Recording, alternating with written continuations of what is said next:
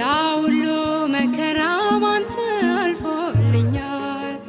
እንዴት ወጣው ብዬ ከቶ አልደነቅም አምነ